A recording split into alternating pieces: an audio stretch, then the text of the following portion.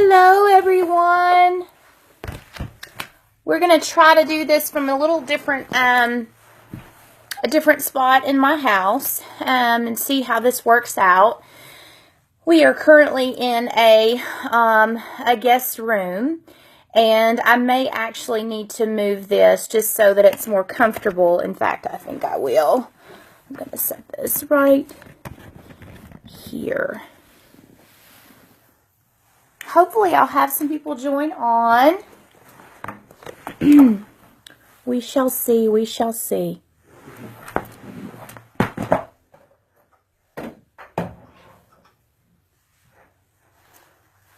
Who is going to join? Who is going to join? Anyone?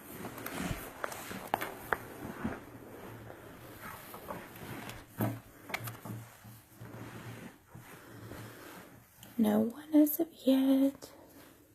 We're just going to wait and see who joins in.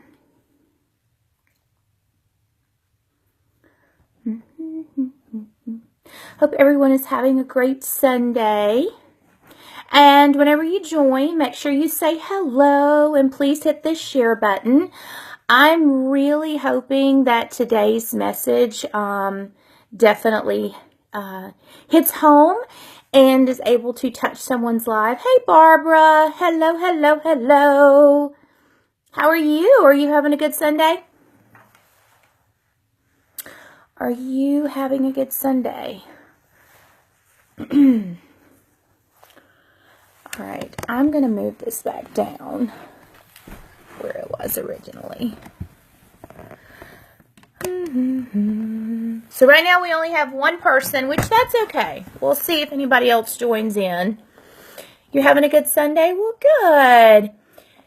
Make sure you hit that share button just so other people can see to see this video. I know I had quite a few people make comments on it, so I'm just hoping that maybe they will join in. Perhaps. Can't be on for long. Are you headed to church?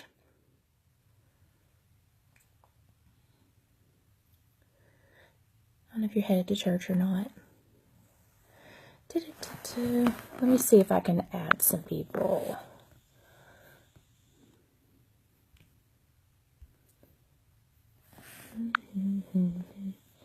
You are? Well, that's nice. I don't know if,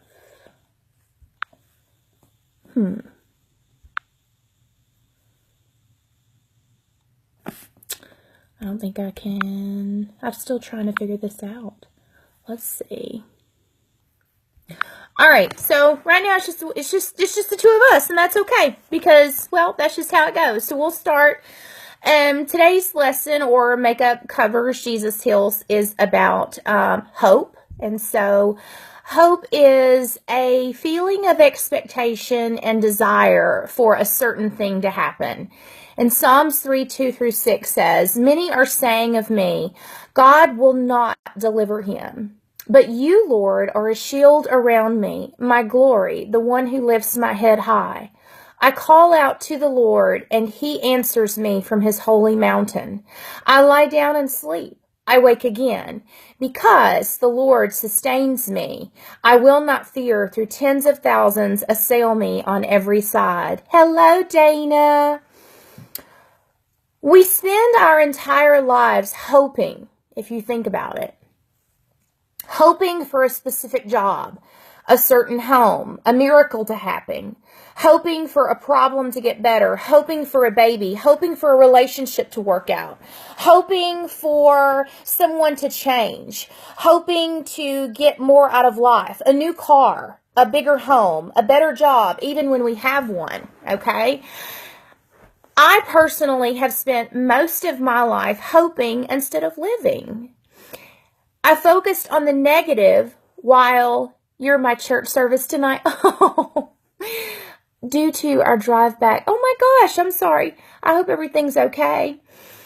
I personally focused on the negative while in the midst of not even realizing there was a plan for all of this mess that we call life. And that's the way I saw it. Are you hoping or living is the question at hand. Can we change our destiny by the decisions we make? Can we learn from the answered and unanswered prayers? No matter the problem, remember this: God is greater than it in every single way. No matter the problem, He is greater than any problem you have in your life or that you will ever encounter in your life. Most of our hopes are problems, in a sense.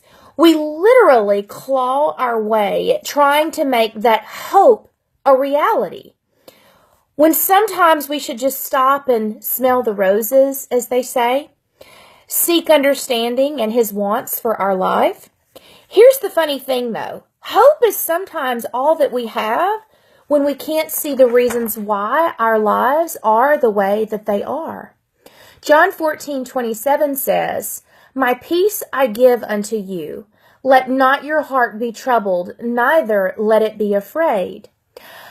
I've decided to spend the next several sessions talking about times in my life that I relied on hope and the lessons that I learned from each of those, all from our Savior.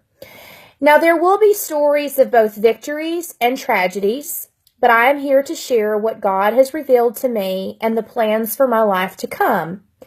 There will be many struggles along the way, but the important part for you to remember is that I never, ever gave up on life. Even though there's tragedies, there's happiness, I never gave up on life. Here's a little parable that I wanted to share with you. It's called Potatoes, Eggs, and Coffee Beans. Once upon a time, a daughter complained to her father that her life was miserable and that she didn't know how she was going to make it. She was so tired of fighting and struggling all the time. It seemed just as one problem was solved, another one soon followed. Her father, a chef, took her to the kitchen.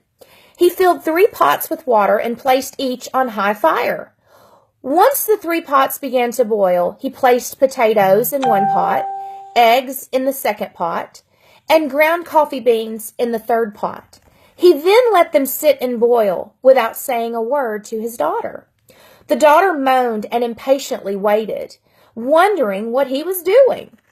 After 20 minutes, he turned off the burners. He took the potatoes out of the pot and placed them into a bowl.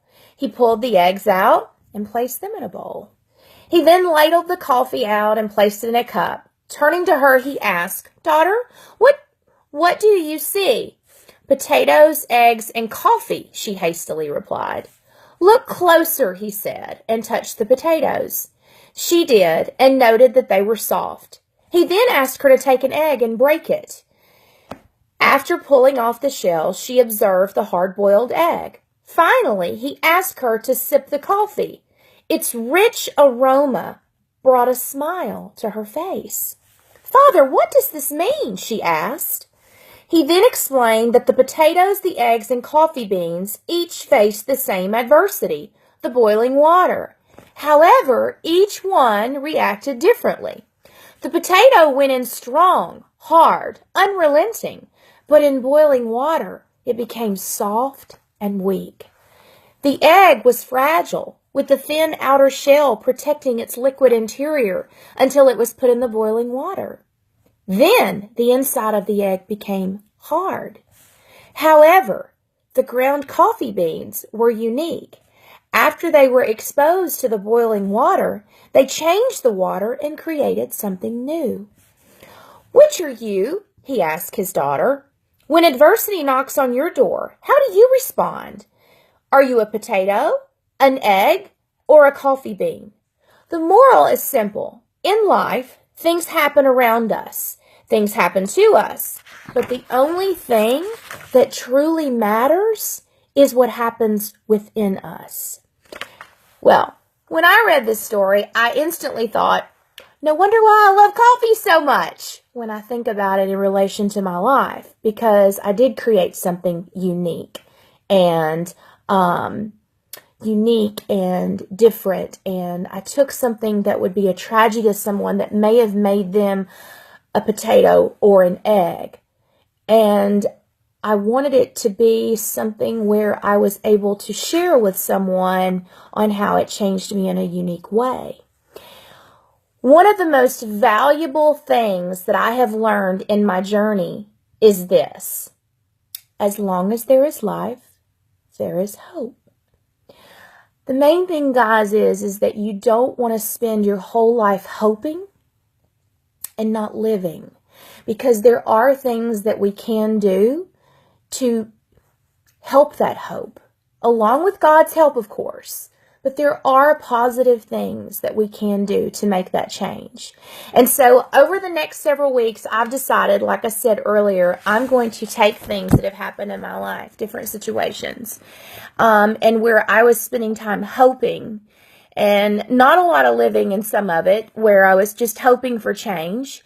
And I'm going to share those individual stories. And so we will be focused in on hope for a little while, just so that we can build something. You know, it's too difficult for me to share it just in one story. And plus, it would really take away from each thing, because each thing had specific meaning in how it ultimately affected me as a person. And so I hope that you've enjoyed this Makeup Covers Jesus Heals little session. Make sure you hit that share button. We only had a few people on, but I did wait till kind of late, till everybody was in church. So hopefully everyone will catch it. But if you do share it, then it will get to the right person that definitely needs to hear this. And perhaps we'll stay tuned for additional Makeup Covers Jesus Heals sessions about hope. So you guys have a fabulous night. Thank you again for joining me. Lots of love sent to you. And as always, no amount of makeup could ever cover my love for Jesus. Have a great night. Mwah. Lots of love. Bye.